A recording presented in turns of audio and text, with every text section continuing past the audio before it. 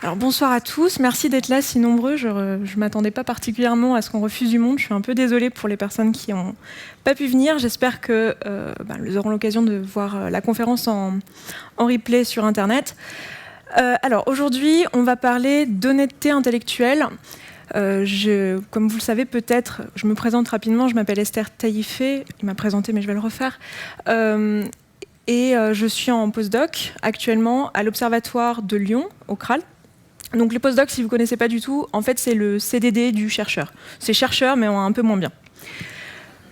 Et donc aujourd'hui, je vous ai dit, je vais vous parler de honnêteté intellectuelle parce que comme vous le savez peut-être pour certains d'entre vous, je passe un certain nombre d'heures de ma vie sur les réseaux sociaux, sur YouTube, sur Twitter, sur tous ces réseaux-là, et j'ai l'occasion de voir passer des choses qui sont pour moi des aberrations en sciences, beaucoup de théories du complot, de pseudo-sciences, etc.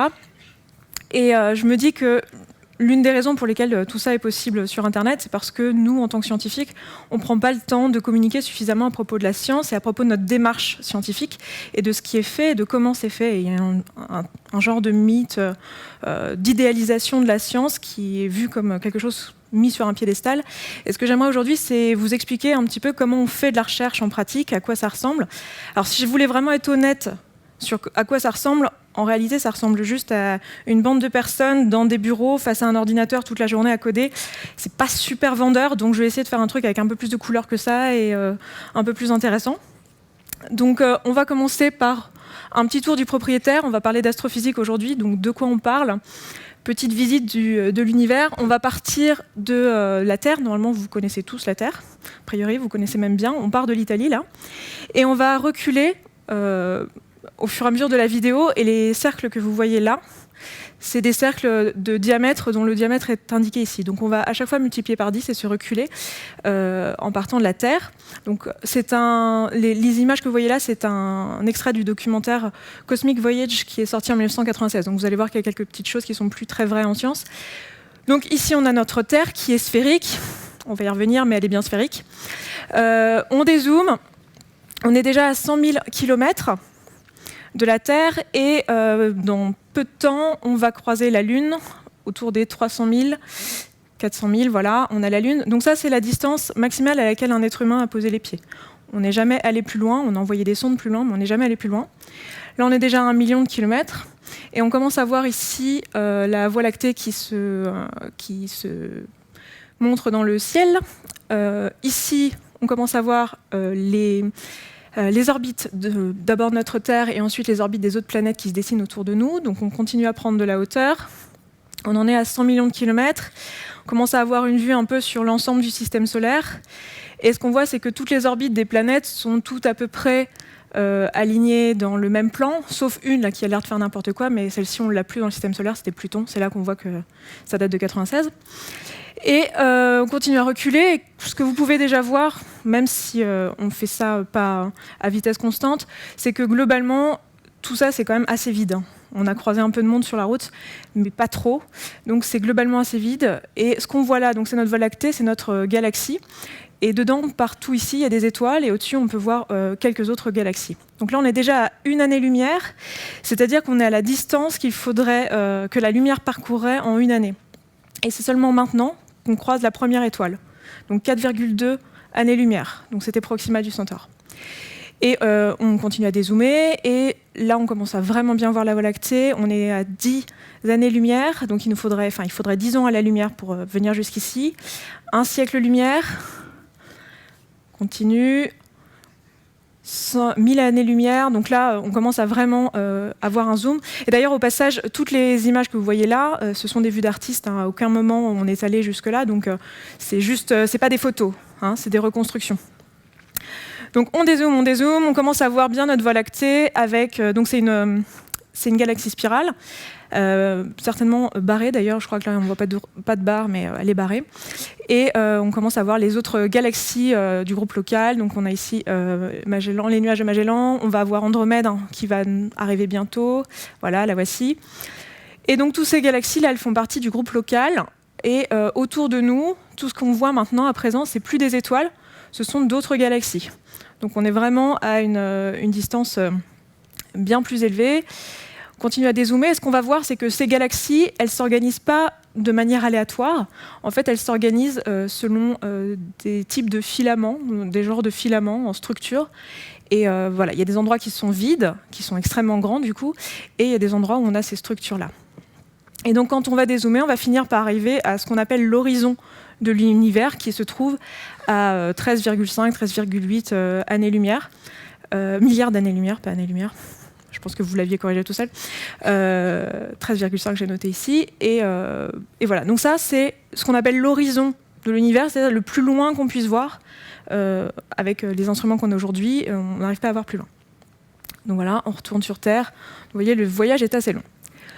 Donc, je ne vais pas aujourd'hui vous expliquer comment on a compris tout ce que je viens de vous dire aujourd'hui dans cette introduction. Mais ce que je voudrais, c'est que vous ayez un sens, une petite intuition de comment on fait pour savoir tout ce que je viens de vous dire là, les distances, le temps qui est parcouru, toutes ces choses-là. Et donc, c'est ce que je vais faire avec un exemple que je connais bien, qui est l'exemple de la formation planétaire, puisque c'est mon domaine dans lequel je travaille. Moi, je travaille sur comment les planètes se forment à l'aide de modèles numériques. Donc on aura l'occasion d'en reparler un petit peu plus du coup le long de la conférence.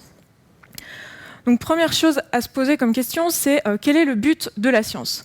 Donc la science, elle a pour but de nous aider à comprendre le monde. L'objectif de la science, c'est ça, c'est comprendre ce qui nous entoure. La façon dont la science se pose cette question-là, c'est à l'aide d'une démarche qui est logique, rationnelle, objective et qui se veut non dogmatique. Non dogmatique, ça va vouloir dire que, pas de dogme bien sûr, mais ça va vouloir dire qu'en gros aucune autorité fera foi, que l'objectif c'est pas de asseoir des connaissances et de plus jamais les remettre en question. La science, ça va être quelque chose qui va évoluer au cours du temps et qui va être sans cesse remise en question. Et cette logique, et cette démarche qui est logique, rationnelle et objective, on va la développer au fur et à mesure de la conférence. On va voir en détail de quoi il s'agit exactement. Donc du coup, qu'est-ce que ça va vouloir dire ? Ça va vouloir dire que la science ne va pas pouvoir répondre à toutes les questions qu'on va se poser sur le monde qui nous entoure. Si vous avez un petit dessin, alors comme c'est en anglais, je vais vous le traduire. J'en ai plusieurs qui sont en anglais que je n'ai pas trouvé en français. Ici, donc, on a des animaux qui ont pour penser « eat, survive, reproduce », donc c'est-à-dire manger, survivre, se reproduire. Puis après, il y a l'être humain qui se demande « what's it's all about », désolé pour l'accent, à quoi ça sert tout ça, de quoi il s'agit, quel est le but de la vie. Donc on voit que nous, on a des questionnements qui vont au-delà des choses qu'on peut tester avec la science. Donc la science ne sera pas là pour répondre à toutes les questions qu'on se pose sur le monde qui nous entoure. Par exemple, quel est le but de la vie ? Qu'est-ce qu'il y a après la mort ? Est-ce que Dieu existe ? Tout ça, c'est des questions qu'on ne pourra pas se poser. Et qu'est-ce qu'il y avait avant le Big Bang ? Non plus. La science, c'est une façon de répondre à cette question, mais ce n'est pas la seule. Il y a aussi la religion, la philosophie, la magie. Voilà, il y a plein d'autres choses qui nous permettent d'essayer de comprendre le monde qui nous entoure. On verra d'ailleurs que la science est souvent très proche de la philosophie et qu'historiquement, elle l'a beaucoup été.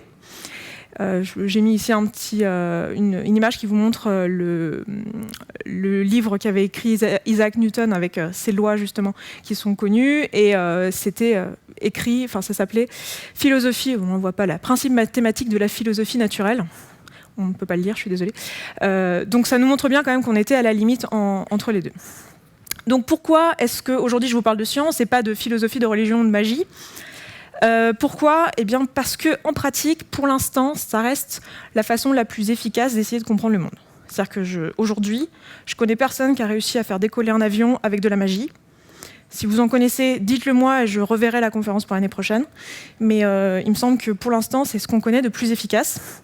Donc c'est pour ça qu'en pratique, c'est ce qu'on fait. On fait de la science. Et en fait, vous allez voir que la démarche qu'on va présenter ensemble, c'est une démarche que vous faites naturellement, que vous avez l'habitude de faire pour vous-même lorsque vous testez des hypothèses. Donc, qu'est-ce que ça va être le but de la recherche scientifique ? Ok, hop. Le but de notre recherche, ça va être de produire du savoir qu'on va pouvoir utiliser parce que c'est utile. Donc, les raisons qui nous poussent à produire du savoir, c'est premièrement parce que c'est utile. On connaît les transports, les médicaments, toute l'industrie pharmaceutique, tout ce qui concerne la santé. J'y arrive. Et les communications. Et on est très content d'avoir Twitter, YouTube, etc.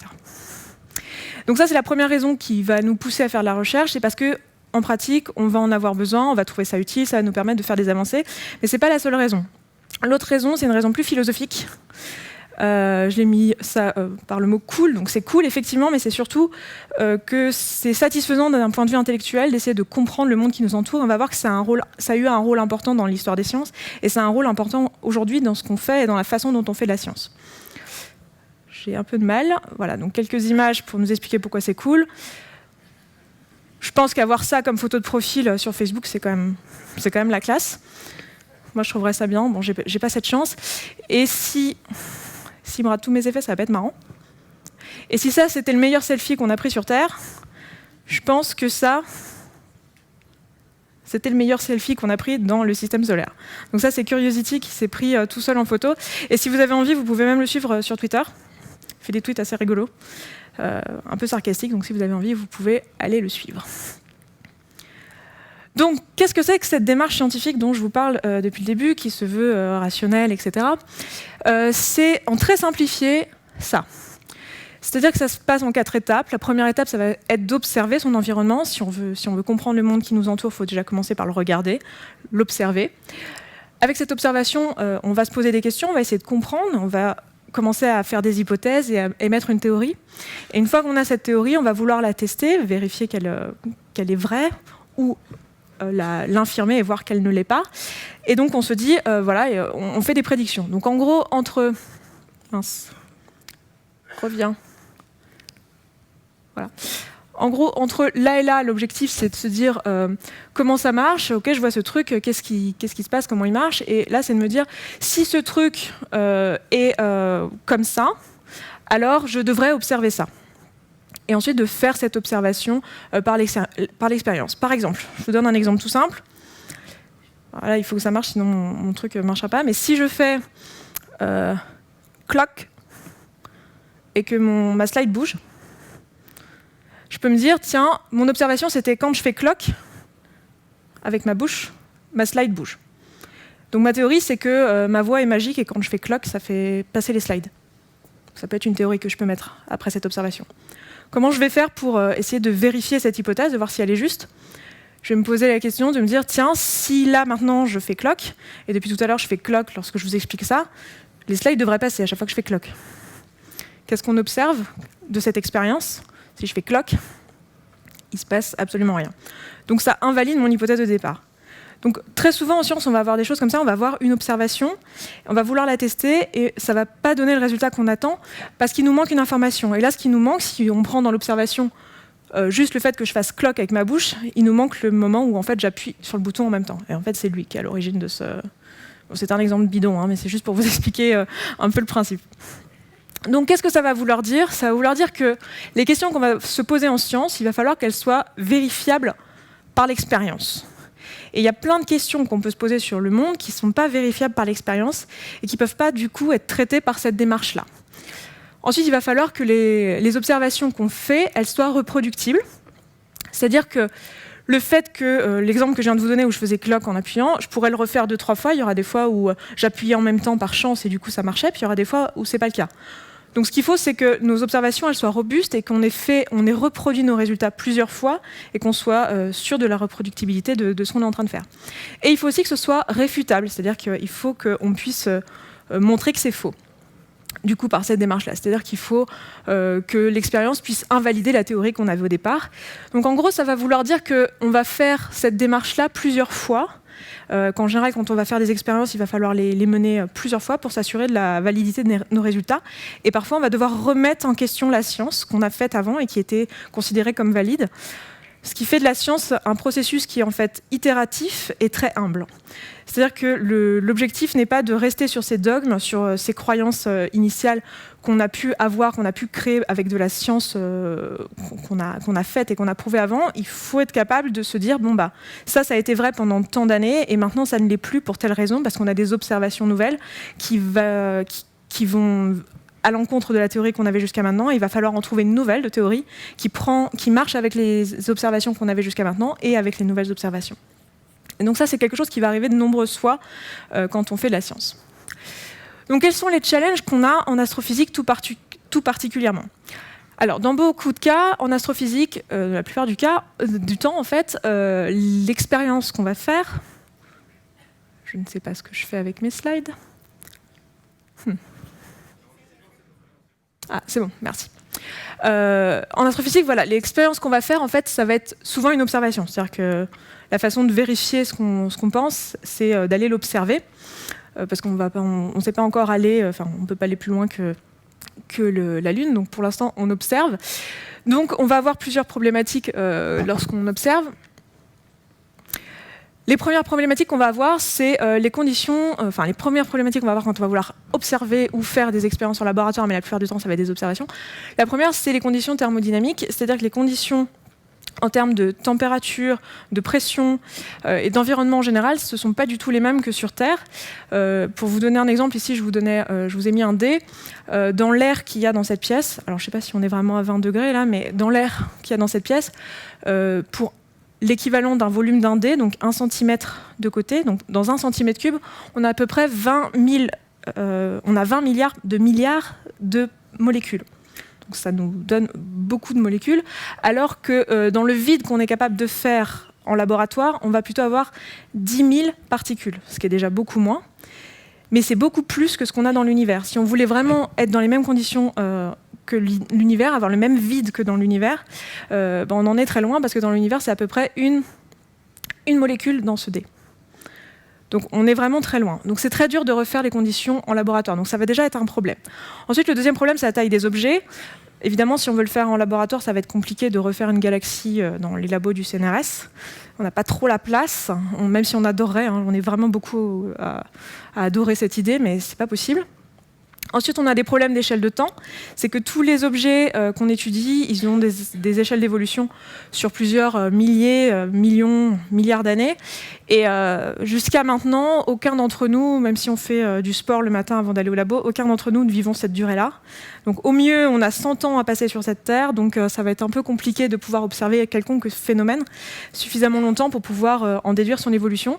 Et l'autre problème qu'on a, évidemment, c'est la distance. Je pense que c'est quelque chose dont vous aviez déjà l'idée avant d'être là. Et on ne peut pas, comme les gens qui s'intéressent à ce qui se passe au pôle Nord, on ne peut pas juste y aller, prendre des échantillons, faire nos expériences et revenir. Même si on l'a fait une fois, on l'a fait lorsqu'on est allé sur la Lune. Et oui, on est allé sur la Lune. Et d'ailleurs, on a toujours des matériaux lunaires qui sont étudiés encore aujourd'hui. Donc, comment on va faire en pratique pour faire de l'astrophysique? Nous, on est sur Terre. On va se mettre à la place des Grecs, ou à la place de nous qui n'avons pas de télescope, nous, petits êtres humains que nous sommes.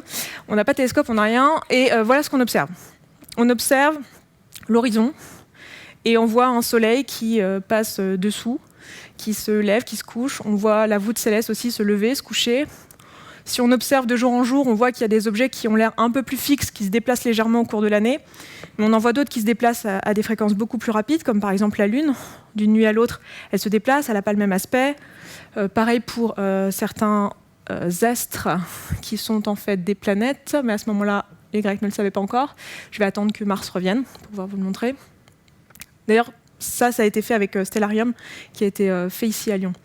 Mars qui est ici. Et ça, c'est ce que vous aurez cet été à Lyon, je ne sais plus quand, en août à Lyon. Donc n'essayez pas de voir, ce sera la pleine lune, donc n'essayez pas de voir Mars, ça sera juste à côté de la Lune, mais on ne pourra pas. Donc voilà ce qu'on a, nous, dans le ciel, et avec ça, il va falloir essayer de comprendre ce qu'on est en train de voir. Et c'est vraiment comme ça qu'on a commencé l'astrophysique. On a juste ça. Donc, qu'est-ce qu'on peut faire avec ça ? La première idée qui est venue en tête des premiers observateurs, c'était de supposer le géocentrisme. Donc le géocentrisme, ça veut dire qu'on a la Terre qui est au milieu de l'univers et tout le reste qui tourne autour. On a quand même l'impression que les choses tournent autour de nous. Donc on est parti de ce postulat-là. Enfin, c'est la première hypothèse qui a été faite. Donc c'était à l'époque d'Aristote, donc à l'Antiquité. Donc on est à peu près à moins 400 avant Jésus-Christ. Et donc c'est pas une époque qui est particulièrement libre d'un point de vue religieux. On croit en Dieu à cette époque-là. On pense que la Terre, c'est le centre de l'univers, et ça va être difficile à remettre en question pour l'instant. Donc c'est en plus ce qui nous paraissait le plus intuitif, parce que quand on observe vraiment la voûte céleste, on a vraiment l'impression que tout tourne autour de nous. Donc c'est la première hypothèse qu'on a faite. Donc à quoi ressemblait notre démarche scientifique à ce moment-là ? Alors, il faut savoir que la démarche scientifique, telle qu'elle est aujourd'hui, elle a vachement évolué au cours du temps, et à cette époque-là, elle n'était pas encore comme elle est aujourd'hui. Mais on s'aperçoit rétrospectivement qu'elle a quand même été appliquée sur les choses qui sont encore vraies aujourd'hui. Donc ce qu'on a vu, c'est le mouvement des astres dans le ciel. On a pu repérer où ils bougeaient, leur position, etc., faire ça à l'œil nu. On s'est dit, la théorie, la Terre pourrait être au centre, les étoiles seraient fixes sur une sorte de sphère qui représenterait les cieux, qui serait là où il y a les dieux, quelque chose d'un peu parfait qui ne bouge pas trop, donc on aurait des étoiles fixes. Puis on aurait des orbites circulaires pour tout le reste. En fait, en réalité, c'était sur des sphères. On imaginait que, en fait, on avait des sphères imbriquées un peu comme des poupées russes, les unes dans les autres. Et donc, ce qu'on fait à partir de cette hypothèse-là, c'est une prédiction de la position des astres dans le ciel les jours suivants. Et ce qu'on voit, c'est que les étoiles, la Lune et le Soleil, ça marche à peu près, mais pour les planètes, ça ne marche pas.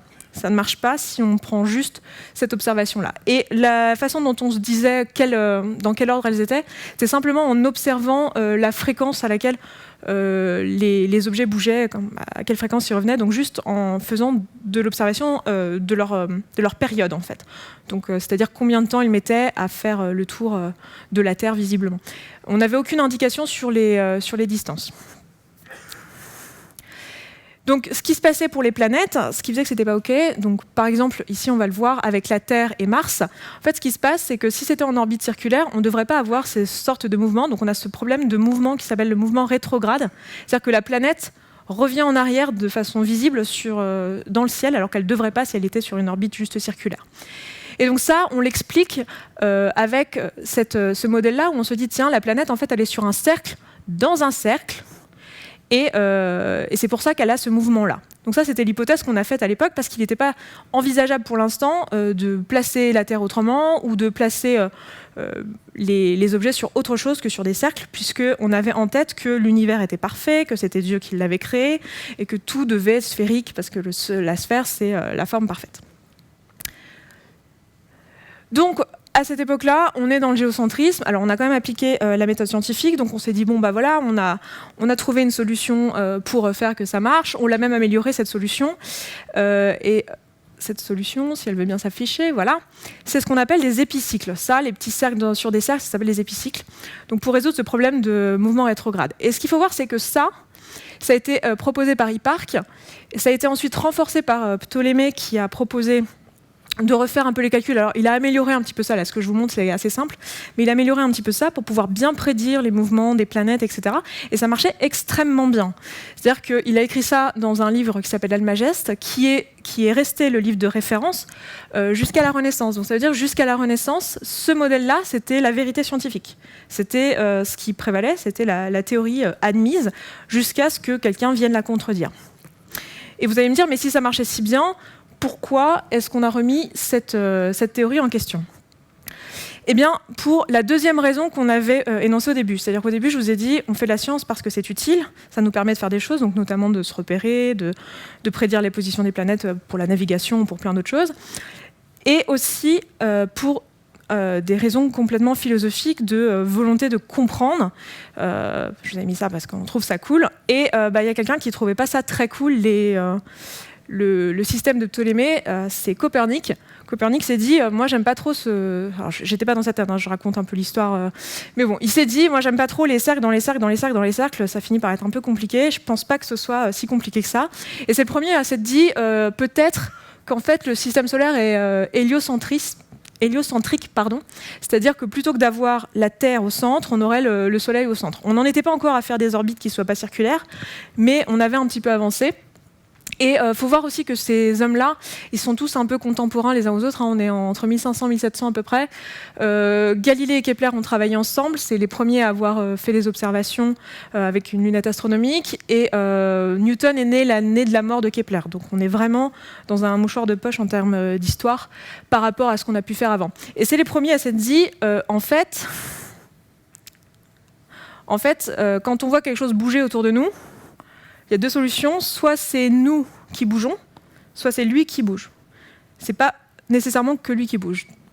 C'est-à-dire que quand vous êtes dans un train, vous pouvez avoir la sensation que c'est le train qui bouge ou que c'est l'extérieur qui bouge et que c'est vous qui êtes fixe. Donc ils ont inventé le principe des référentiels. S'il y en a qui se rappellent à l'école, on vous a peut-être parlé des référentiels galiléens. Ils ont inventé cette notion-là de se dire, en fait, sur Terre, c'est juste un gros manège et on bouge en fait. Et la raison pour laquelle on voit tout le reste bouger, c'est parce que c'est nous qui bougeons essentiellement. Alors il n'y a pas que ça. On en est venu du coup à introduire la notion d'orbite. La notion d'orbite elliptique. Donc ça, c'est à Kepler qu'on le doit. Donc on a, jusqu'à maintenant, on avait ce modèle-là pour expliquer les mouvements rétrogrades. Et en fait, on s'aperçoit que si on place le Soleil au centre, la Terre sur une orbite entre Mars et le Soleil, eh bien, on obtient aussi ce mouvement rétrograde dû simplement au fait que l'orbite de la Terre est plus interne que l'orbite de Mars. Donc c'était plutôt satisfaisant, mais maintenant on a un problème, c'est laquelle est la bonne. Quelle est la bonne théorie? Parce qu'en fait les deux peuvent prédire ce qui se passe. Donc laquelle est la bonne? Eh bien, comme tout le temps en science, ça se passe par itération et par expérience. C'est-à-dire qu'il va falloir attendre qu'on se retrouve avec des expériences qui ne fonctionnent pas avec l'une ou l'autre des hypothèses. Et en fait, est venu ensuite Newton, qui nous expliquait, qui englobait en fait toute la théorie de Kepler et d'autres choses qu'il pouvait expliquer avec sa nouvelle théorie, qui prenait tout en compte. Donc la théorie de Newton, c'est encore la théorie qui est utilisée aujourd'hui, donc les lois de Newton, peut-être qu'il y en a qui voient de quoi je parle. C'est encore ce qui est actuellement utilisé. Maintenant, vous savez peut-être que les lois de Newton ont leurs limites et qu'il y a certaines conditions dans lesquelles elles ne marchent pas et qu'on n'a pour l'instant pas de théorie qui est unificatrice et qui marche pour tout. C'est-à-dire que les lois de Newton marchent à nos échelles, mais dès qu'on va à des échelles astronomiques, on va avoir besoin de relativité générale pour expliquer la gravité. Et ça, c'est pas pris en compte dans le modèle de Newton. Donc ça nous montre encore une fois qu'on a des limites à la science et que c'est extrêmement itératif. C'est-à-dire qu'on appuie une théorie, puis une autre, jusqu'à ce qu'on comprenne de plus en plus ce qui se passe. Donc on est quand même assez confiant dans le modèle de Newton parce que, par rapport à l'autre modèle qui était proposé, parce que tout simplement, on l'a utilisé de nombreuses fois pour prouver plein de choses qu'on pouvait observer autour de nous. Ici, je vous mets un exemple qui est souvent présenté dans ce cas-là, qui est la découverte de Neptune, qui a été fait par Le Verrier. En 1946. Donc en 1946, il s'est dit, il a observé, certainement un peu avant, mais il a observé qu'il y avait des irrégularités sur l'orbite d'Uranus et que ces irrégularités, elles pourraient être expliquées par l'existence d'une planète qu'on ne connaîtrait pas encore. Et il a pu estimer donc l'orbite de cette planète en question, sa masse, etc. Du coup, donc il a fait cette supposition-là. Et il s'est dit que s'il avait juste, alors on devrait, donc il a fait une prédiction, on devrait l'observer la nuit du 23 au 24 septembre 1946. Et il a effectivement fait cette observation à l'observatoire de Berlin. Donc c'était encore une preuve supplémentaire que la Terre, que le modèle actuel était bien utilisé. Ah, il y a une typo ?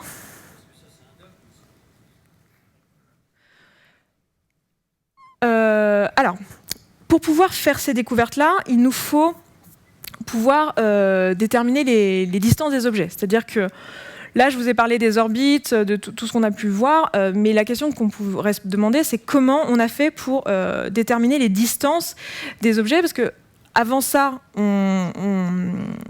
on n'avait pas vraiment d'indication sur les distances. Et en fait, c'est la première méthode qu'on a employée pour pouvoir déterminer les distances, c'est la méthode de la parallaxe, que vous connaissez probablement. Vous l'avez déjà expérimenté tout seul. C'est si vous vous mettez le bras devant vous et que vous observez votre pouce avec un œil puis l'autre, vous allez voir que votre pouce va se décaler dans votre champ de vision. Ça, c'est dû au fait que vos deux yeux ne sont pas au même endroit, mais qu'ils sont décalés d'une certaine distance. Et en fait, c'est une méthode qui est utilisée par votre cerveau pour vous permettre d'estimer la distance et de la longueur de votre bras et estimer la profondeur. C'est par le fait que vous avez deux yeux qui ne sont pas l'un sur l'autre que vous pouvez voir la perspective. Donc, on a utilisé cette observation-là, cette méthode-là, pour déterminer les distances en première. Alors maintenant, on a aussi d'autres méthodes. Cette méthode de la parallaxe, ça marche comme ça, c'est-à-dire que maintenant qu'on sait qu'on est sur une orbite avec notre Terre, on peut se dire, voilà, si on observe une étoile ou quelconque autre objet dans le ciel à un moment de l'année et qu'on se place 6 mois plus tard, à un autre moment de l'année, on va être de l'autre côté de l'orbite.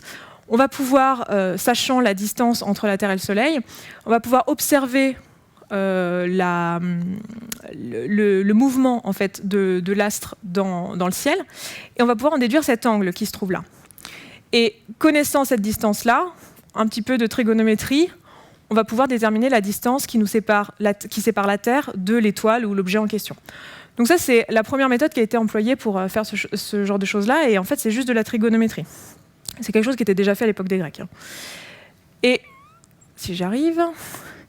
Et ensuite, on s'est posé la question de l'observation des étoiles. Donc, qu'est-ce qu'on voit lorsqu'on observe une étoile? On va voir son intensité. Donc, ce qu'on va faire, c'est qu'on va regarder une étoile avec un télescope, avec une lunette, et on va pouvoir mesurer la quantité de lumière qui nous arrive.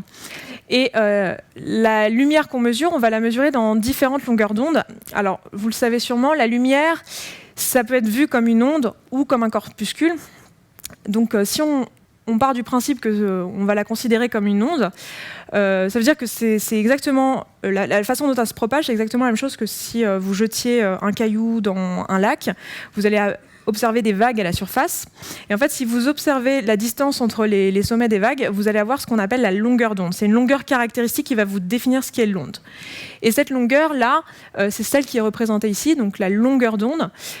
Pour la lumière qui est visible, ça va être une longueur d'onde qui va être entre 300 et 800 nanomètres, et on va voir les différentes couleurs qui vont se trouver dans cette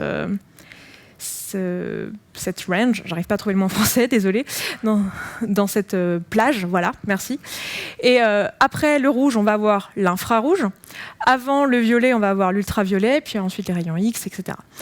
Donc, si on regarde ce que fait la lumière sur toute cette plage, si on regarde en fait la lumière qui nous vient de notre étoile sur toute cette plage, en fait, on va s'apercevoir que ce qu'on observe, c'est quelque chose qui ressemble pas mal à ça, c'est-à-dire à cette courbe un peu en cloche.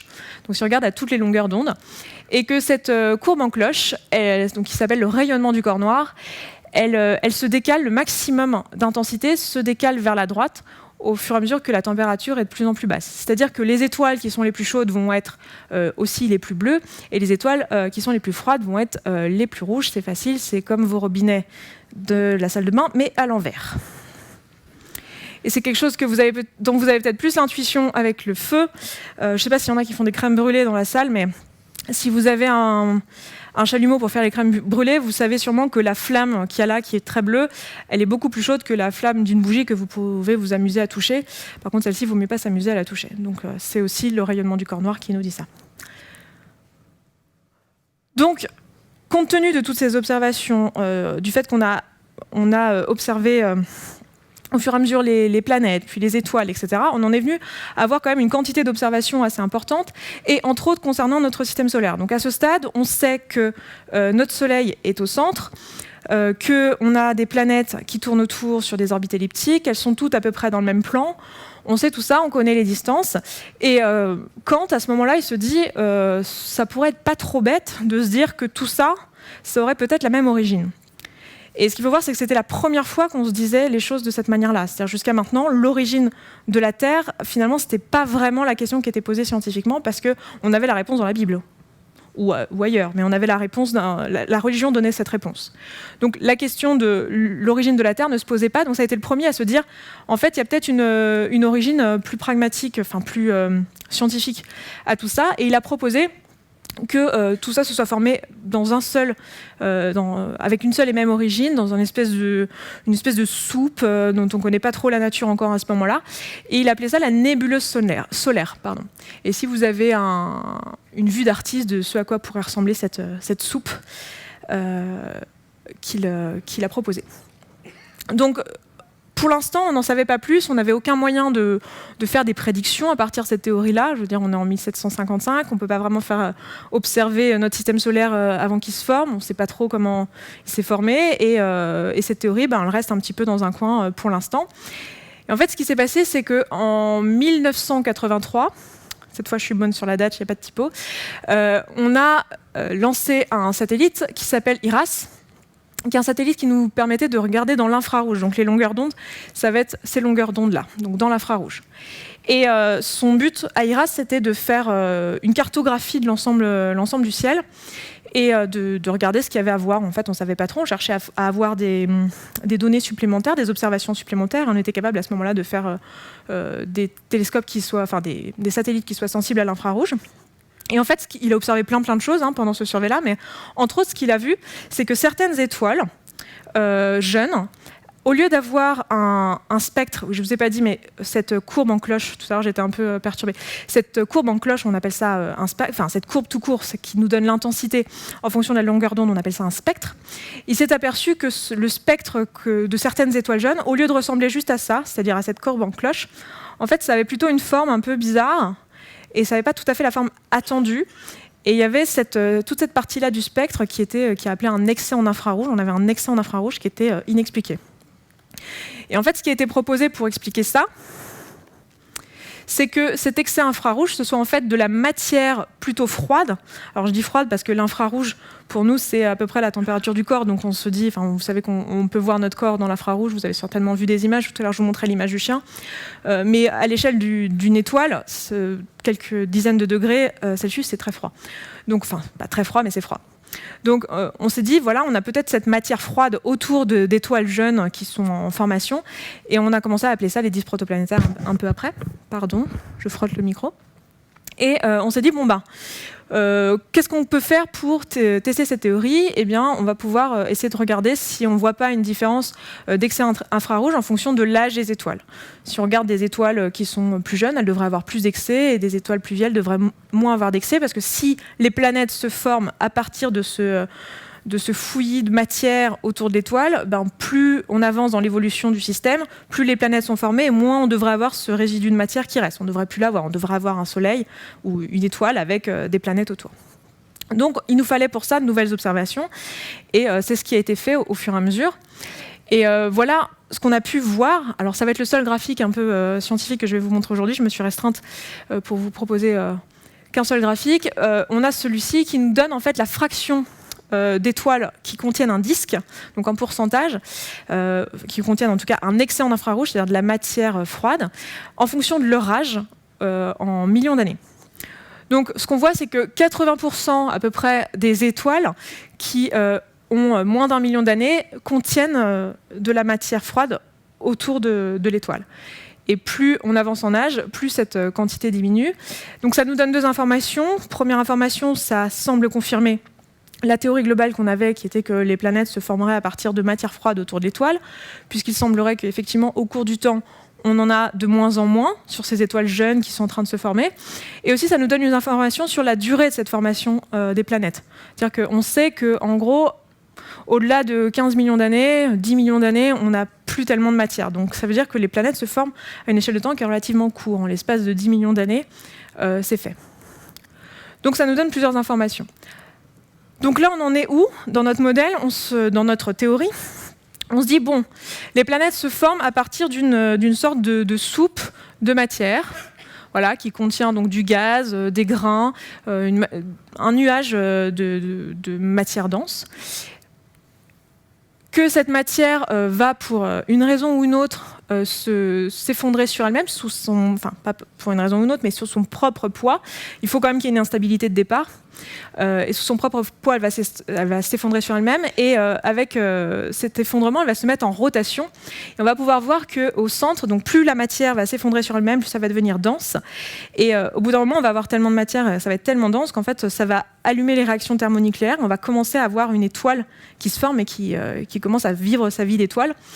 Et autour, on va avoir tout ce résidu de matière qui est issu du nuage initial qui se forme autour. Et comme on est en rotation, on va avoir un genre de disque qui va se former autour du système. Et vu qu'on a beaucoup d'énergie qui est libérée, on va aussi avoir des jets de matière autour. Et plus on avance, plus le temps passe, et plus on va avoir ce disque qui va s'affiner, et la matière à l'intérieur qui va commencer à s'accréter. Alors on ne sait pas exactement comment à ce moment-là, mais on se dit, voilà, avec cette matière, on va, avec ce gaz et ces poussières, on va commencer à coller les objets ensemble, les grossir. On va d'abord avoir des objets de l'ordre du kilomètre, puis après des cœurs de planètes autour desquels on va pouvoir accumuler le gaz qui reste là-dedans et former des planètes géantes, et ainsi de suite, jusqu'à avoir au final d'abord un disque extrêmement fin avec plus tellement grand chose autour, puis après un système planétaire. Donc ça, c'est la théorie à ce moment-là, et à partir de cette théorie globale qui semble fonctionner avec les observations, on se dit qu'on va pouvoir créer différents modèles. Et entre autres, on va faire des modèles numériques, parce qu'on va vouloir essayer de comprendre qu'est-ce qui est dans cette théorie-là. On va vouloir, à partir des observations qu'on va pouvoir faire, on va vouloir essayer de comprendre quelle théorie peut être validée avec ces modèles-là, sauf avec ces observations-là. Sauf qu'on n'a pas la possibilité d'observer ce type de système en détail et vraiment de savoir. On peut observer les systèmes, mais on ne va pas pouvoir vraiment reproduire en laboratoire toute la formation des planètes du début à la fin. Donc ce qu'on va faire, et ce qu'on fait très souvent en astrophysique et qu'on fait aussi dans d'autres domaines scientifiques, même les domaines où on peut tester en laboratoire, très souvent avant de tester en laboratoire, on fait d'abord des modèles numériques. C'est simplement parce que ça permet d'ailleurs d'économiser de l'argent lorsque les tests en laboratoire qu'on fait sont extrêmement chers. Donc on va commencer par faire, ce qu'on va faire nous, puisque c'est tout ce qu'on a de toute façon, c'est faire des modèles numériques. C'est-à-dire qu'on va prendre notre théorie, on va la couper en petits bouts et on va créer un modèle qui va mettre simplement les ingrédients qu'on veut tester, qu'on veut observer. Donc ça va être une théorie simplifiée qui va nous permettre d'essayer d'expliquer les observations qu'on voit. C'est un peu casse-pied que je puisse pas avancer. Voilà. Et donc on a ce schéma-là et actuellement avec ce qu'on a vu des observations, on peut dire que voilà, les spectres qu'on a, c'est ça. Ça, c'était juste pour vous donner un petit peu les échelles de temps en fonction des excès en infrarouge qu'on a. Donc, au début, on a notre nuage, ça dure à peu près 10 puissance 5 ans. On avance et voilà, en 10 millions d'années, c'est réglé. Donc, on a continué à faire des observations avec le temps à propos de ça, dans le but de comprendre tous ces systèmes-là, donc avec plusieurs télescopes, qu'ils soient au sol ou surtout des satellites. Donc ici, on a une photo qui a été faite avec HST, donc avec Hubble. Et ce qu'on voit ici, c'est que là, on est dans Orion, on commence à voir on a commencé à voir à ce moment-là des espèces de blobs. Ça, c'est une zone de formation stellaire, donc c'est une zone dense dans laquelle se forment des étoiles. Et on voit qu'il y a des endroits où on a des sortes de blobs qui pourraient ressembler à des débuts de formation de planètes. On continue aussi à voir, donc par exemple ici avec ALMA, on a pu voir des disques qui semblent être vus par la tranche. Ici, là c'est mon préféré, celui-là, je l'adore. C'est Hamburger, je sais pas, je trouve qu'il porte très bien son nom, il est assez beau. On voit vraiment le disque par la tranche là, donc on voit qu'en fait on a de la matière froide, un peu opaque, c'est-à-dire pas de la matière, pas une étoile qui émet de la matière, mais simplement de la poussière et du gaz qui va absorber en fait toute la lumière qui vient dans notre direction. Donc je le trouve vraiment très beau et on voit bien la forme évasée que prend le disque en tournant, dont je vous ai pas parlé, mais qui est en fait une forme qu'on voit. Et ici, donc, on a une image d'un disque qui est un peu plus avancé dans son évolution, qui est plutôt... Alors, là, je vous ai parlé des disques protoplanétaires et après des disques de débris, je vous les ai montrés sans vous les citer, mais on pense qu'il y a peut-être aussi d'autres formes de disques. Notre classification, finalement, elle est assez pas aléatoire, elle est assez artificielle, je veux dire. C'est-à-dire qu'on a classifié un petit peu les différentes étapes, mais en réalité, c'est un processus continu. Hein. L'étoile, à aucun moment, elle se dit bon, bah là, ça y est, je passe de la phase 1 à la phase 2. Donc c'est un processus qui continue et effectivement on observe des disques qui sont un peu dans tous les états intermédiaires et donc on appelle ça des disques de transition parce qu'il faut bien leur donner un nom. Donc ça c'est le cas, c'est HLTO. Et ici on a Fomalhaute qui a été aussi observé. Donc tout ça c'est des observations dans différentes longueurs d'onde. Vous voyez qu'ici on a un objet qui est observé à 3 longueurs d'onde différentes. Et là ici si vous ne voyez pas l'étoile centrale c'est parce qu'elle est masquée par un masque, sinon elle nous éblouirait et on ne verrait pas le reste. Donc à partir de ces différentes observations, déjà ce qu'on voit, là je vous en ai montré que quelques-unes, mais on voit que avec l'observation, on continue à confirmer quand même le modèle général de la formation planétaire qui se ferait à partir d'un disque, etc. Et on les observe à différents âges, dans différentes positions. Donc il y en a qu'on voit plutôt relativement de face, il y en a qu'on voit vraiment par la tranche. Donc on commence à avoir une bonne intuition un petit peu de ce qui se passe. On a quand même pas mal de données. Et donc c'est avec ça qu'on va essayer de comprendre ce qui se passe en essayant de reproduire les résultats qu'on voit avec des modèles numériques. Et en faisant ça, ce qu'on va pouvoir avoir, c'est qu'on saura que ce qu'on a mis dans notre modèle numérique, c'est quelque chose qui semble bien fonctionner. Donc voilà où on en est, c'est vraiment là où on en est en sciences de la formation planétaire aujourd'hui. C'est-à-dire que si vous avez envie, à la fin de cette conférence, d'aller vous poser des questions sur comment fonctionne, comment sont nées les planètes, eh bien, vous pouvez. Voici quelques grandes questions qui restent encore sans réponse. Donc, par quel processus les disques protoplanétaires deviennent-ils des disques de débris? Donc, les disques de débris, c'était le tout dernier que je vous proposais dans la classification. Donc, c'est des disques assez fins, avec plus tellement de gaz et plus que des débris qui restent de la formation planétaire. Quelle est l'origine des anneaux et des cavités qu'on observe dans le millimétrique? Donc, tout à l'heure, dans les photos que je vous montrais, il y avait des sortes d'anneaux. Donc, d'où ça vient? Est-ce qu'il y a des planètes? D'où ça vient? Quel impact l'environnement qu'il y a autour du disque a sur la formation planétaire? Et des questions comme ça, il y en a plus d'une dizaine, enfin il y en a même plusieurs dizaines, et vous pouvez toutes les retrouver dans ce papier-là, qui a été écrit spécialement pour ça, qui vous explique Grand Challenge in Protoplanetary Disk Modeling. Donc si vous voulez vous intéresser à ça et vous attaquer aux questions, vous pouvez dès la fin de cette conférence. Et surtout, mettez-moi en copie dans les emails si vous trouvez des trucs. Il faudrait bien que je sois co-auteur, ça serait bien. Donc, on redit ce qu'on avait comme challenge en astrophysique tout à l'heure. Tout à l'heure, on a mentionné les conditions thermodynamiques, la taille des objets, l'échelle de temps et les distances. Alors, comment on contourne tous ces problèmes-là avec tout ce que je vous ai expliqué en termes de méthodes scientifiques? Comment on fait en astro pour contourner ces problèmes-là? La première chose qu'on fait, donc, qui concerne surtout les échelles de temps et les distances, c'est de lancer des satellites, de créer des télescopes qui vont nous permettre de voir davantage de longueur d'onde et de voir davantage d'objets et de faire des statistiques. Vous l'avez vu pour les problèmes d'échelle de temps, ce qu'on fait, c'est qu'on observe beaucoup d'objets, comme ça on peut en voir à différents âges et à différents moments de leur évolution, et on va pouvoir un peu comprendre l'ensemble de l'évolution des objets. Et pour la distance, ce qu'il faut, c'est créer des satellites qui soient de plus en plus performants et qui nous permettent de voir davantage de choses.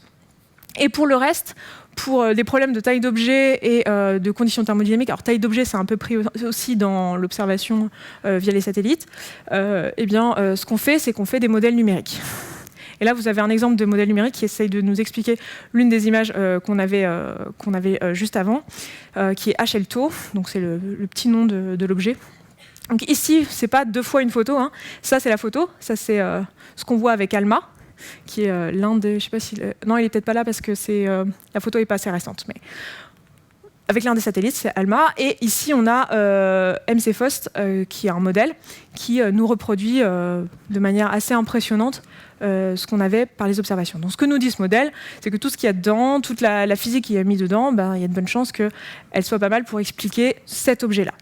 Maintenant, ce qui est important de voir, c'est que même quand on fait ce type d'études, ce qui est important, c'est d'en faire beaucoup. Parce qu'on a dit qu'il faut que les résultats qu'on obtienne soient reproductibles. Donc ça va vouloir dire que des objets comme ça, où on va trouver des modèles pour les expliquer, il va falloir en faire beaucoup pour pouvoir avoir une idée un peu, est-ce que les modèles contiennent les mêmes ingrédients? Est-ce que les ingrédients de la recette, c'est les mêmes? Et est-ce que cette physique-là, elle marche pour reproduire plusieurs modèles, pour essayer de comprendre la théorie globale et tous les détails de la théorie globale? Donc en pratique, cette démarche scientifique qui est extrêmement simplifiée que je vous proposais tout à l'heure, en fait, elle est un peu plus compliquée que ça, parce qu'on l'a vu, on a besoin de différentes compétences. Les personnes qui vont créer les satellites, qui vont les mettre en orbite, les personnes qui vont récupérer les données, les personnes qui vont analyser ces données, les personnes qui vont créer le modèle numérique, qui vont coder le modèle numérique, et les personnes qui vont analyser les résultats et tout, c'est pas les mêmes. Enfin, personne n'a en tout cas toutes les compétences pour faire tout ça. Donc ce qui se passe en pratique, c'est qu'on travaille en équipe, et que ça va se placer en plein d'étapes qui suivent de toute façon cette démarche-là. Et on va avoir des collaborations qui vont être montées, puis on va surtout se rencontrer en conférence pour pouvoir discuter des modèles et puis confronter nos observations, nos théories, les opinions qui sont actuellement dans la science. Et la façon de partager notre travail au reste de la communauté pour que la communauté puisse l'utiliser dans ses propres travaux, c'est de le faire via les publications scientifiques. Donc comment c'est fait les publications scientifiques, s'il veut bien m'emmener? Donc voilà, c'est un peu plus compliqué que ça. Ça faisait longtemps que je n'avais pas fait de blague, donc je me suis dit à ce moment-là, vous en aurez peut-être besoin d'une. On ne voit pas très bien, mais en gros, ça nous dit qu'on pense que c'est super simple et qu'en pratique, on se rend compte que notre point de départ, il va nous faire poser plein de questions, nous faire plein de retours en arrière pour finalement nous retrouver à la case départ et recommencer. Donc comment se passe la publication scientifique? Donc ce qui se passe, c'est que vous faites un article scientifique, de la science, vous écrivez votre article scientifique, c'est-à-dire que vous dites, voilà, j'ai fait la science, j'ai trouvé un résultat qui valide mon hypothèse ou qui invalide mon hypothèse, parce que c'est bien de publier aussi ce qui ne marche pas, ça permet de faire une observation supplémentaire pour aider les autres qui travaillent sur la question. Donc j'écris mon article et qu'est-ce que je fais? Je l'envoie à un éditeur pour qu'il puisse le publier dans un journal scientifique. Donc, à quoi ça ressemble un article scientifique? On en a vu un tout à l'heure, mais c'est quelque chose d'extrêmement formaté comme ça, je vous remets le même. C'est quelque chose d'extrêmement formaté avec une introduction qui va nous présenter les observations actuelles. En fait, l'article scientifique va reprendre le modèle de la démarche scientifique que je vous proposais juste avant. Donc, l'introduction va nous expliquer là où on en est, quelles sont les observations actuelles, qu'est-ce qu'on a actuellement, qu'est-ce qui a été observé, qu'est-ce qui est la science actuelle sur le domaine. Ensuite, on va avoir les hypothèses qu'on a mises en place dans notre étude, donc quelle est la théorie qu'on a choisie. Ensuite, notre expérience, donc dans notre cas, ça va souvent être un modèle numérique. Donc, qu'est-ce que contient notre modèle, comment on l'a créé, comment on l'a testé, pourquoi il marche. Alors parfois c'est sur 2 papiers scientifiques, il y a des papiers concernant juste le modèle et d'autres concernant juste les résultats obtenus avec le modèle. Parfois c'est dans le même papier. Et puis ensuite on explique quelle simulation on a fait, donc comment on a fait tourner notre modèle, qu'est-ce qu'on a obtenu comme résultat et comment on interprète les résultats obtenus. Donc on a cette phase d'interprétation qui est absolument nécessaire parce que notre modèle, on a choisi d'y mettre seulement certains ingrédients parce qu'on ne peut pas tout modéliser, hein. Comme on l'a dit, ça reste un modèle, donc c'est une simplification de la réalité, puisqu'on peut pas, on pourra pas en astrophysique refaire vraiment l'objet en laboratoire, donc de toute façon notre modèle numérique sera simplifié. Donc on va expliquer un petit peu, discuter les résultats qu'on obtient et ce qu'on a voulu tester et qu'est-ce qui marche, qu'est-ce qui ne marche pas et comment on interprète les résultats qu'on a obtenus. Voilà. Donc, ce que va faire l'éditeur, une fois qu'il a réceptionné notre article, c'est qu'il va l'envoyer à ce qu'on appelle des reviewers ou alors des relecteurs. En français, je pense qu'on devrait dire relecteurs. Enfin, ce qu'ils vont faire, c'est qu'ils vont lire effectivement l'article. Et c'est des personnes qui sont du même domaine que vous. C'est des personnes qui connaissent votre sujet très bien et qui sont capables de comprendre ce que vous dites dedans. Parce que lui, l'éditeur, il n'en sait rien. C'est pas son boulot de savoir ce qu'est la science qui est dedans. Et surtout, ça s'est fait sous couvert d'anonymat. C'est-à-dire que vous ne connaissez pas les 2 à 4 personnes qui vont relire votre article, vous ne savez pas qui c'est, vous n'avez pas leur nom, et vous n'êtes pas à aucun moment en contact avec eux, tout passe par le biais de l'éditeur. C'est-à-dire que eux, ils vont relire, ils vont juger.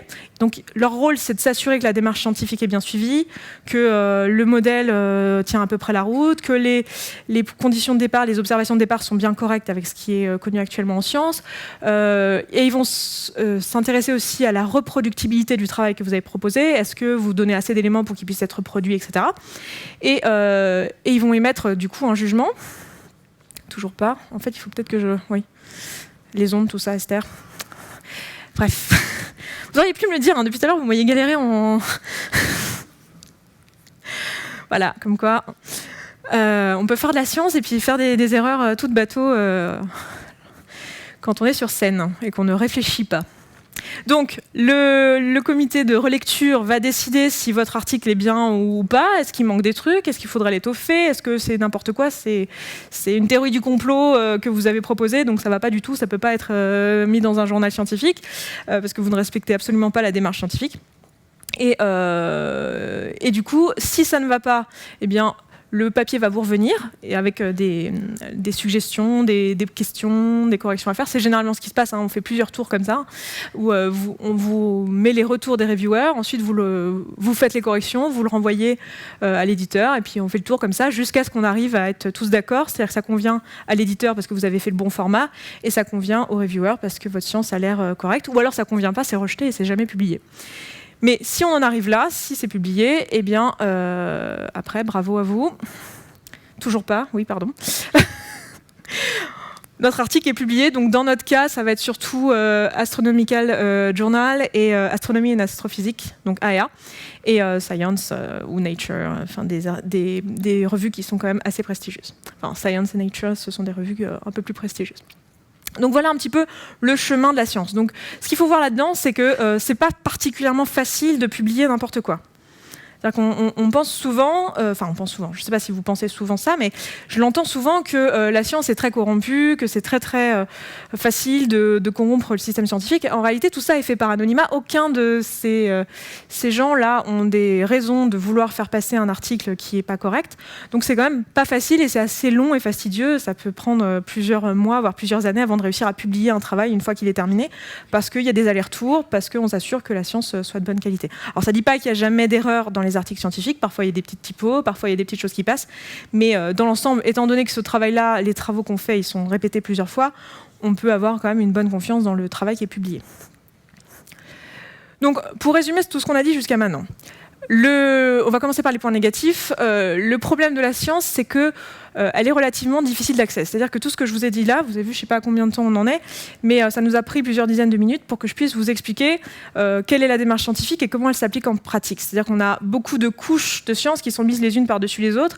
Vu qu'à chaque fois qu'on découvre quelque chose de nouveau, on le rajoute à notre pool d'observation pour pouvoir construire la suite, eh bien, il y a beaucoup de choses qui sont imbriquées les unes sur les autres et c'est assez difficile d'accès. Très souvent, si on veut comprendre, il faut tout reprendre depuis le début et ça prend du temps et c'est pas facile pour le grand public. Et c'est un peu la responsabilité des scientifiques de s'assurer de faire de la vulgarisation pour que les choses soient bien présentées. On voit aussi que la science est souvent influencée par le contexte historique et politique. Alors, pas tellement dans les résultats qui sont proposés, mais en tout cas dans les tournants qui sont pris. On l'a vu, il a fallu un peu de temps avant qu'on se dise, tiens, le Soleil, en fait, pourrait être au centre du système solaire, alors que les observations, pour pouvoir dire ça, on les avait depuis longtemps. Ça, c'est quelque chose qu'on va avoir aussi aujourd'hui. Et c'est par exemple comme ça qu'on s'est retrouvé avec Pluton, par exemple, qui est resté une planète assez longtemps, alors que d'un point de vue scientifique, c'était effectivement un objet intéressant, mais c'était pas une planète, mais plutôt une planète naine. Mais pour des raisons historiques et politiques, c'était compliqué d'enlever son statut de planète à Pluton. Parce qu'elle était la seule planète américaine. Mais les points positifs, c'est que quand même, tout ça, c'est une démarche scientifique qui est extrêmement fiable et qui sort pas de nulle part, qui est humble. Enfin, je ne vais pas répéter tout ce que je vous ai dit, mais voilà, on a une démarche en tout cas qui est rationnelle. Et la façon dont les choses sont publiées, c'est par des relectures par les pairs, donc c'est pas hyper facile de publier de la mauvaise science. Donc ça veut dire qu'en gros, ça, là, ça n'existe pas tellement. Je vous le lis en français. C'est Barack Obama qui donne un sac d'argent marqué Climate Research, donc funding, donc de l'argent pour la recherche sur le climat. Et le scientifique, on le reconnaît, hein, il a une blouse blanche, il dit « Sure, I'll settle that science for you ». Donc ça veut dire « Bien sûr, je vais créer les résultats que vous voulez, je vais faire cette science pour vous ». En réalité, ça, alors je ne dis pas que ça ne peut pas arriver, mais ça m'étonnerait que ça arrive si souvent que ça, déjà pour plusieurs raisons. Le scientifique en lui-même, il est payé par l'État, que ce soit en Europe ou aux États-Unis, les scientifiques, les chercheurs sont payés par l'État et pas par Barack Obama ou je ne sais qui d'autre. Donc au mieux, il peut avoir de l'argent pour son projet de recherche, mais pas pour lui, donc il ne pourra pas s'enrichir là-dessus. Et surtout, s'il publie de la science qui n'est pas juste, déjà ça va être très dur à publier parce qu'il faut que les pairs veuillent bien faire passer un article qui est faux. Mais bon, pourquoi pas. Mais surtout, on va avoir un vrai problème, c'est que ça ne va pas être reproductible. Donc en pratique, si un scientifique décide de faire ça, de se laisser corrompre pour essayer de produire de la science, déjà ça ne va pas être facile à faire passer, mais même s'il y arrivait, de toute façon, la science, comme elle ne serait pas reproductible, assez vite l'article il ne serait pas considéré comme de valeur pour le reste de la communauté scientifique. Donc ça nous dit aussi que nous, personnellement, en tant qu'individus, c'est important pour nous de s'assurer, quand on lit un article scientifique, de s'assurer que cet article, en fait, le résultat a été reproduit plusieurs fois et que c'est pas juste un article dans un coin qui dit un truc complètement l'inverse de tout ce qui a été fait par ailleurs. Parce qu'il y a de bonnes chances que si cet article dans un coin il dit un truc complètement inverse de tout le reste, c'est qu'il y ait des conditions qui aient mal été traitées, qu'il y ait peut-être des choses indépendantes et qui mériteraient un peu plus de travail. Donc c'est aussi notre travail à nous, en tant que lecteur, je me le dis même pour moi, parce que c'est pas parce que je fais de l'astrophysique que je comprends tous les articles de bio, de sciences en général. C'est quelque chose auquel il faut faire attention lorsqu'on voit un résultat scientifique qui contredit un autre, c'est de s'assurer qu'il y a reproductibilité, voir un peu quels sont les articles qui ont le plus de points. Donc, on a cette problématique-là. La question maintenant, c'est pourquoi, compte tenu de tout ce que je viens de vous dire là, pourquoi on n'a pas forcément une vision juste de la science? Pourquoi est-ce qu'on croit des choses, en tout cas il y a des personnes qui croient des choses qui sont visiblement fausses d'un point de vue scientifique, parce qu'en pratique ce qu'on a, c'est ce processus-là. C'est-à-dire que vous avez une publication scientifique qui est faite dans un article scientifique formaté, etc., comme je vous ai montré tout à l'heure. On nous dit que l'analyse spectrale des rainures des volcans de Mars révèle des traces de saumure liquide. Les images, je ne vais peut-être pas tout vous dire, mais en gros, les conditions actuelles sur la surface de la planète, à l'exception de l'équateur, ne permettent pas l'existence à long terme de l'eau liquide, etc. Donc l'article nous détaille bien que on trouvé quelque chose d'intéressant, mais qu'actuellement, en tout cas, il n'y a pas de vie sur la planète. Puis Le dossier de presse de la NASA va reformuler ça un petit peu pour que ça soit plus vendeur. Il va le reformuler en disant il y a de l'eau liquide sur Mars. Et puis ça va arriver dans les médias grand public, donc ça va être typiquement les magazines que vous avez en ligne ou les magazines de sciences, de sciences de vulgarisation scientifique. Là, on va vous dire Mars pourrait être propice à la vie. Et puis sur Twitter ou sur les presses un peu racoleuses, on va retrouver les preuves, les extraterrestres sont parmi nous. Voilà, donc on est parti de... Il y a des traces de saumure liquide à les extraterrestres sont parmi nous, est-ce qu'ils sont plutôt Quick ou McDo, enfin voilà, des débats improbables. Donc comment on se retrouve à faire ça? Comment ça se passe? Qu'est-ce qui s'est passé sur le chemin et pourquoi il y a ça? Alors, comment? Eh bien, il y a plusieurs choses qui peuvent être à l'origine de ça.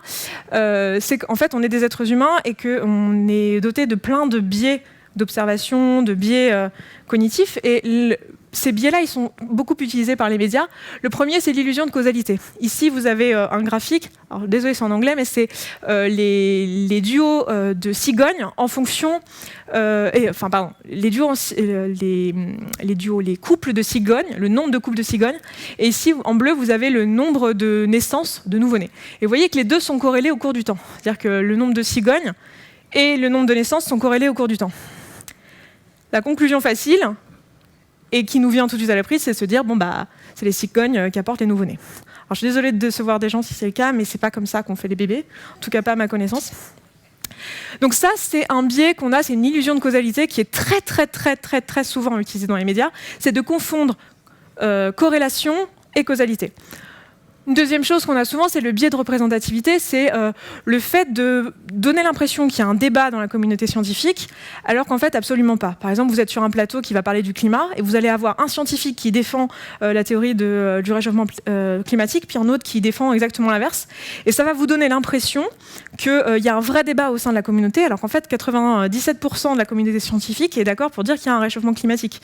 Il n'y a que 3% de zozos qui font des observations un peu bizarres, où il y a certainement des erreurs dans leur travail, qui sont passés à la trappe parce qu'on est humain et parce que même si le processus de publication scientifique est très rigoureux, il y a forcément des choses qui passent. Et ce qui est important de voir, encore une fois, c'est l'ensemble de la recherche qui est faite et la reproductibilité. Donc ça, c'est un biais qui est souvent utilisé dans les médias. Le deuxième, c'est le troisième, c'est le biais de confirmation et le biais d'ancrage. Alors, le biais de confirmation, c'est le fait qu'on ait tous tendance à donner plus de poids aux informations qui valident ce qu'on croyait déjà au départ que ce qui nous arrive après. On dit « Ah oui, non, mais ce truc-là, on a déjà une croyance. » On dit « Ah non, mais ce truc-là, il n'est pas valide. » On trouve plein de raisons pour dire qu'il n'est pas valide. Ça, c'est un biais naturel qu'on a tous. Et le biais d'ancrage, c'est quelque chose qui est un peu du même genre. C'est le fait de rester sur notre première position. C'est la première chose qu'on a vue, on l'a vue comme étant valide. Et du coup, ça va entraîner notre biais de confirmation, on va avoir du mal à en sortir. Alors que souvent, la première information qu'on a quand on s'intéresse à un sujet, c'est pas forcément la meilleure. Ensuite, il y a l'effet de cadrage, donc ça c'est quelque chose qui est beaucoup utilisé, surtout pour nous vendre des produits, qui est la façon de présenter les choses qui va changer notre conclusion à propos de la chose en question. Donc typiquement, si vous avez un chirurgien qui vous parle d'une opération que vous allez faire, votre décision va changer s'il vous parle en termes de taux de réussite ou en termes de taux d'échec de l'opération. Si vous parlez en taux de réussite, vous avez l'impression que cette opération elle est vachement bien et qu'il faudrait la faire.